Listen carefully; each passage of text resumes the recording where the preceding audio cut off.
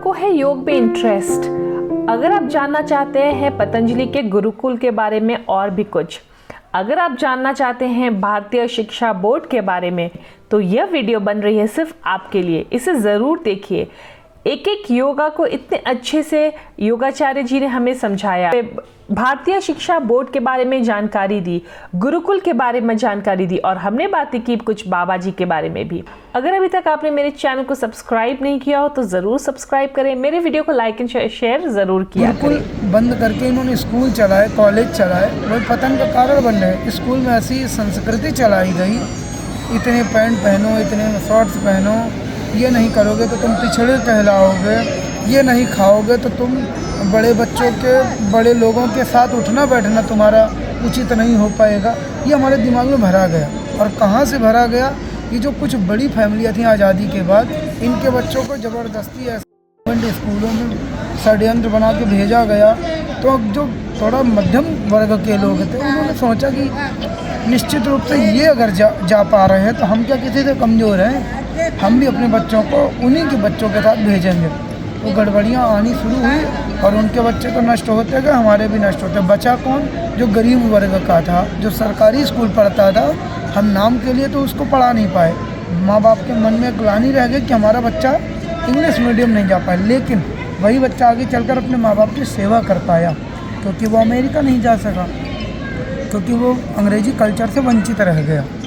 ये एक बहुत बड़ा कारण बना। तो हमारी पतंजलि संस्था जो है वो गुरुकुल चलाती है, दुनिया की सर्वश्रेष्ठ शिक्षा पद्धति, और हम इसको प्रमोट करने के लिए अभी हमने पूरे विश्व, पूरे भारत में एक पाठ्यक्रम लॉन्च किया है। भारतीय शिक्षा बोर्ड एक्चुअली है वो भारत सरकार का, परंतु मोदी जी ने इनके व्यवहार को देखते हुए, स्वामी जी के, इनको हैंडल करने के लिए दे रखा है। तो यदि आप गुरुकुल में नहीं पढ़ा सकते अपने बच्चों को, तो आप जिस स्कूल में अपने बच्चों को पढ़ाते हैं उसके प्रिंसिपल से रिक्वेस्ट कर सकते हैं कि आप यह पाठ्यक्रम अपने यहाँ लागू कीजिए।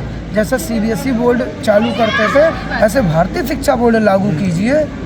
न चाहते हुए भी आप गुरुकुल वाली पढ़ाई अपने बच्चों को दे पाएंगे। जी, जय श्री राम। जय श्री योग ग्राम है, पहले की संस्था वो जंगल में बसा हुआ है। हाँ। और ये जो लोग वहाँ पर बुकिंग के लिए तरसते थे, यहाँ पर थोड़ी बुकिंग सरलता से मिल जाती है, स्पेस ज़्यादा है, सुविधा ज़्यादा है, आप आसानी से पहुँच सकते हैं। तो मार्ग थोड़ा सा जंगलों के बीच से होकर के जाता है, और कोई विशेष अंतर नहीं। वैसे बाबा जी वहाँ पे भी जाते हैं, यहाँ पे भी आते हैं, और उनकी कुटिया वगैरह सब है। कुटिया यहाँ भी है, वहाँ भी है। स्वामी जहाँ रहेंगे कुटिया में ही रहेंगे। गुरुकुल में हो जाता है 8 साल का, 10 साल का, 12 साल का, हाँ हो जाता है। एक मोबाइल नंबर नोट कीजिए। जी जी, आप बोलिए। हाँ, 8954 555 999 जी, 8954 555 999। ये आप किसी भी प्रकार की जानकारी ले सकते हैं, चाहे गुरुकुल से संबंधित, चाहे पतंजलि वेलनेस योग ग्राम से संबंधित, किसी भी प्रकार की आप जानकारी यहाँ से ले सकते हैं। जी, यहाँ पे दोबारा कितनी बार, मतलब कब आना चाहिए? 6 महीने में एक बार अवश्य आना चाहिए। 6 महीने में अवश्य आना चाहिए। जी जी जी, बहुत अच्छी जानकारी दी आपने। सब कर लीजिए, पतंजलि इन्फॉर्मेशन। अब ब्लड प्रेशर के लिए तुम बात करो। हाँ, BP के ओम तो जितना कर सकें। ओम का जाप भी 11 बार, 21 बार। तो फैमिली में आपको करके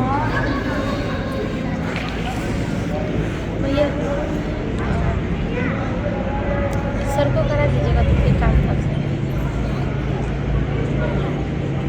आपकी वाइब्रेशन नहीं निकल रही, सुनिए फिर से। नाक से सांस भरना है, यहाँ से वाइब्रेशन होनी चाहिए। मुंह, हाँ बिल्कुल, मकार, बस मकार, बिल्कुल। हाँ, यस, वेरी गुड, जोर से।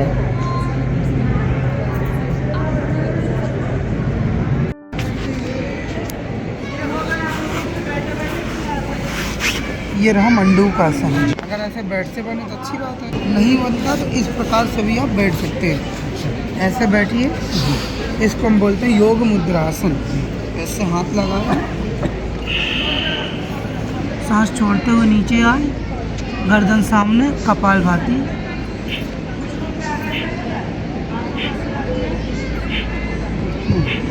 इसको 10 मिनट ठीक। दूसरा अभ्यास, दोनों पाँव सामने, एक पाँव मोड़ा, जो पाँव मोड़ा उसके साथ वाले हाथ को पीछे सपोर्ट में रखा, दूसरा हाथ उठाया, जितना पॉसिबल हो, हाँ बस, गर्दन पीछे, जिधर आपका हाथ पीछे, कपालभाति,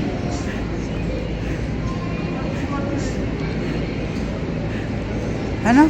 जब वापस आएंगे तो क्या करेंगे, जो हाथ घुटने पर है पहले उसको नॉर्मल करेंगे ताकि हमारा बैलेंस बना रहे, ठीक है। यहाँ पीछे बैलेंस बना रखा है ना हमारा, पहले हम इसको रिलैक्स करेंगे, फिर इसको रिलैक्स करेंगे, ऐसे दूसरी साइड से 5-5 मिनट दोनों साइड से, है ना। तीसरा अभ्यास गोमुख आसन, सरल है, दोनों पैरों के बीच में थोड़ा स्पेस गैप करना है, मेहंदी वाला पोज, ऐसे लगाएंगे कमर के बगल में, दूसरा पैर उठाएंगे कमर के बगल में, उसको भी ले जाने की कोशिश करेंगे। आपका चूँकि वज़न बढ़ा हुआ है इसलिए आपका इतना ही आ पा रहा है, जिसका वज़न नहीं बढ़ा रहेगा तो आराम से कमर के बगल तक ले आएगा। अब जो पाँव ऊपर है वो हाथ ऊपर उठाइए, उसको नीचे गिराइए, दूसरा हाथ नीचे से ऊपर ले जाएं। अब कपालभाति करें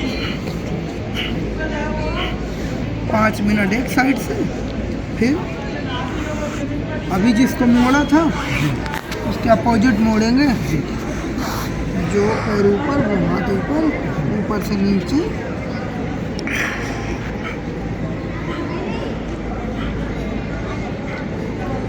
सिंपल। 3 अभ्यास हो गए। अनुलोम विलोम, हाँ वो तो बहुत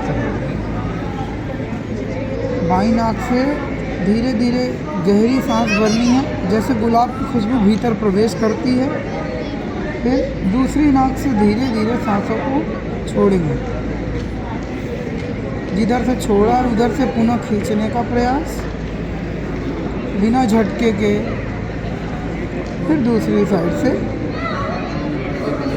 या अनुलोम विलोम प्राणायाम, ये तो कम से कम 2 घंटा जितना कर सकें आप, कोई गिनती नहीं। फिर भ्रामरी प्राणायाम के लिए 3 उंगली अपनी आंखों पे लगाएंगे, पहली उंगली माथे पर, अंगूठे से कान बंद,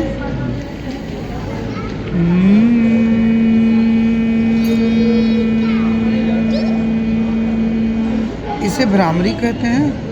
और इसके बाद उद्गीत प्राणायाम होता है जिसमें ओम का जाप किया जाता है मधुरता से, मीठा मीठा।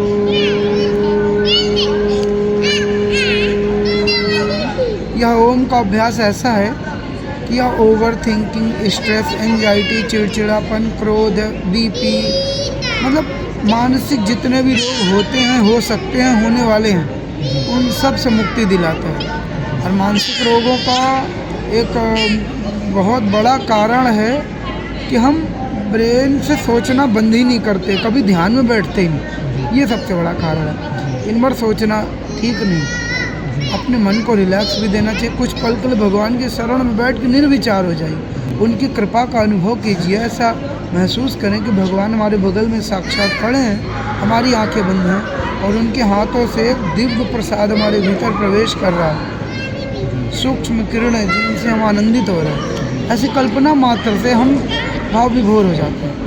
कितनी बार करना भ्रामरी Thank कम you. से कम। इस तरह से योगाचार्य जी से हमें बहुत सारी जानकारी मिली।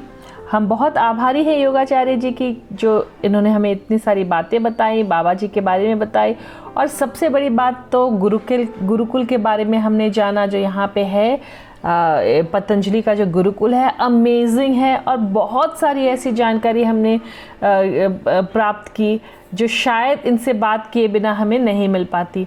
तो धन्यवाद एक बार फिर से आचार्य जी का। उम्मीद है कि आप सभी ने भी एंजॉय किया होगा और भी जानकारी ली होगी और क्या क्या पतंजलि है। और सबसे बड़ी बात कि जो हमने योग सीखा, ऐसे तो सीखते जानते हैं, लेकिन सामने इंडिविजुअली एक इंस्ट्रक्टर आपको बता रहा हो तो आप ज़्यादा बेहतर सीख सकते हैं। और हमने रिकॉर्डिंग भी कर ली सारी, ताकि जब फ्यूचर में हमें ज़रूरत पड़े तो हम देखकर और भी अच्छे से कर सकते हैं। Thank you for watching. Do like, share and subscribe my channel. मैं मिलूंगी अगली बार एक नई वीडियो के साथ। तब तक के लिए थैंक यू।